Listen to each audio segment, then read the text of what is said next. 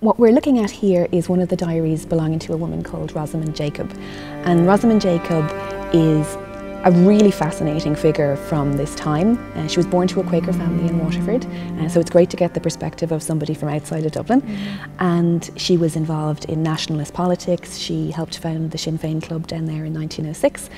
She was a very strong feminist and suffragist, and she's writing here about the 14th of December, which is the day of a momentous election that changes the complexion of the Irish Parliament, and also is the first day on which women can vote in UK elections. And maybe the details that mightn't have been as fascinating at the time, they seem very everyday. Yeah. Now they're fascinating when you're trying to figure out what did campaigning look like and what did people do. Yeah. So when you look at her entry for the day, she says it was a very fine day. I went down to the club early and got sealing wax, etc. from Mrs. Clancy for the ballot boxes. Okay. So she's talking about those kind of details.